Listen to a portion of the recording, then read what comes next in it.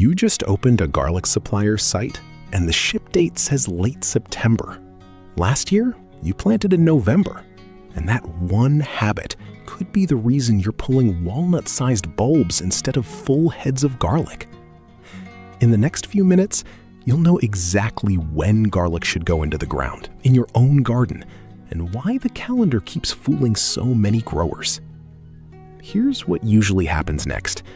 You scroll past the date, tell yourself the supplier is just being cautious, and figure the ground will tell you when it's ready the same way it did last November. You set the bulbs aside on the counter next to the coffee maker, planning to plant on the same weekend you did 12 months ago. No new zone check, no soil thermometer, just repeating what worked once. By spring, half those cloves send up thin, pale shoots that never thicken. The rest never break the surface at all. Come July, you're pulling bulbs the size of a walnut instead of the 6 or 8 even cloves you got the year that actually worked. Push a soil thermometer 4 inches down before you plant anything. You want a reading between 50 and 65 degrees. Not the air temperature, not the date on a calendar page. The dirt itself, 4 inches under where the clove will actually sit. That one reading tells you far more than the date on the calendar. If your soil reads 72 on the day your neighbor 2 states over is already planting, you bolt. If it reads 58 in September while someone in Minnesota is still waiting on their first frost, you're already in your window and you don't know it yet. Garlic doesn't count weeks on a calendar. It counts cold. Every clove needs a stretch of winter chill before the bulb can develop properly. Without enough winter chill, the bulb may never divide properly, leaving you with one large round or just a few poorly formed cloves. That process is called vernalization, one of the key signals that allows garlic to divide into separate cloves. Without enough chill, the bulb never fully develops into a well-formed head. You get exactly what showed up in your walnut-sized harvest. One large clove with a few tiny ones around it, none of them getting the signal to develop. Here's the surprising part. 2 gardeners can plant on the very same day and get completely different harvests, simply because one garden delivered enough cold and the other didn't. Where you live changes everything about that chill window, and this is where the calendar habit really falls apart. A grower in northern Michigan is putting cloves in the ground in late September because the soil there drops into that 50 to 65 degree range early, and the ground can lock up hard by November. A grower in coastal Georgia might not hit that same soil temperature until the first week of December, and planting in September there just cooks the cloves in warm dirt with no chill accumulating at all. Same garlic, same planting guide, completely different timing. This is also where variety selection quietly wrecks people who never once made a timing mistake. Hardneck varieties generally perform best where winters provide consistent chill, needing that long, cold stretch to produce healthy scapes and well-formed bulbs. Softneck and Creole types were bred for a shorter, milder chill, which is why growers in warmer zones, 8, 9, even 10, usually get better results from those instead.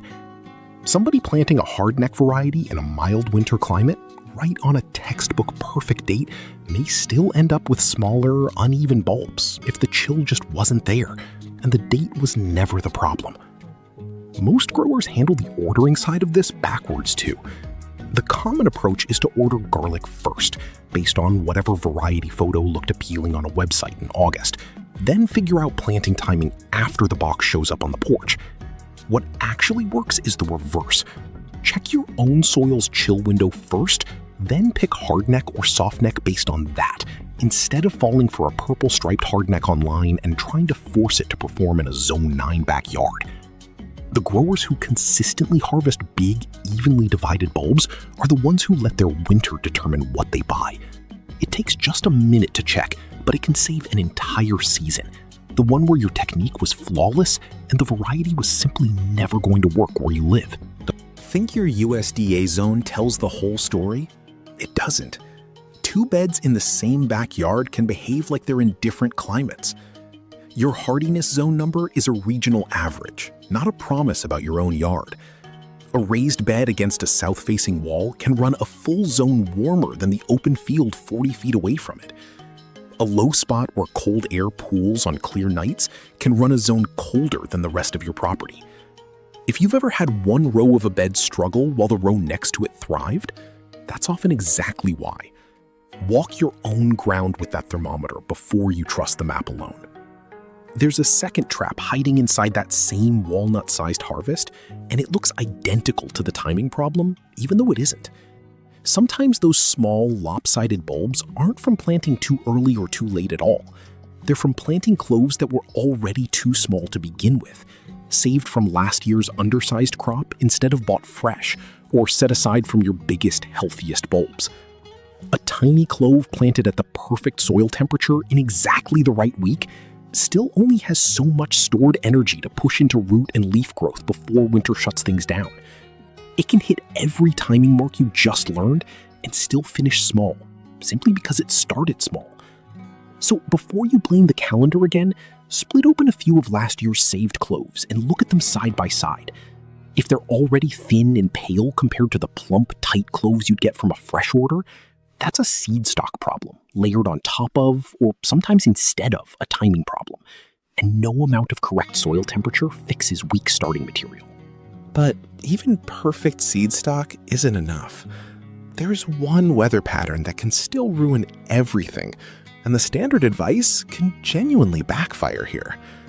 If you're gardening somewhere with a habit of sudden, sharp, warm spells in early winter, the kind where November delivers a week of 60-degree days after a hard frost already hit, planting right at the textbook date can trick your cloves into pushing up green growth during that warm snap, growth that then gets shredded when the cold snaps back.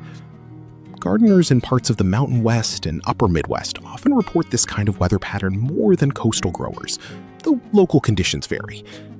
If that sounds like your winters, lean toward the later end of your 4 to 6 week window instead of the earlier end, and mulch heavier than you think you need to. The extra insulation buys the cloves a buffer against exactly that kind of false spring. And skipping it is how a technically correct planting date still ends up with frost-damaged shoots in January. Once you know your real soil number and you've matched hardneck or softneck to your actual winter, the math gets simple. Count back 4 to 6 weeks from the date your ground typically locks up hard for the season. And that's your planting window, give or take. Not the date a supplier prints on a shipping label built for the coldest zone they sell to. Not the date scrawled on last year's calendar. Your own ground, checked with your own thermometer this particular fall. And here's the twist that makes last year's decent-looking harvest a little misleading. Garlic can produce something passable even outside its ideal window, especially in a mild winter, which is exactly why so many growers never trace the small bulb problem back to timing at all. One decent year on a slightly wrong date convinces you the date doesn't matter, right up until a colder or warmer winter than usual exposes the gap. That's why this mistake fools so many gardeners. It doesn't bite you every year. So, before those cloves go back on the counter this fall, take the thermometer out to wherever you're actually planting. Check that number against 50 to 65 degrees.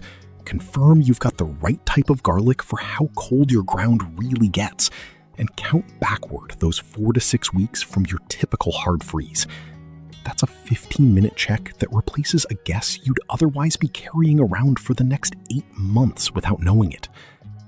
If this saved you from making an expensive mistake, give the video a like so more gardeners see it. Share it with someone who's getting ready to plant garlic this fall. Drop your zone and today's soil temperature in the comments. I'll help you figure out if you're getting close to your planting window. And subscribe if you want to see how this year's harvest compares once the results come in.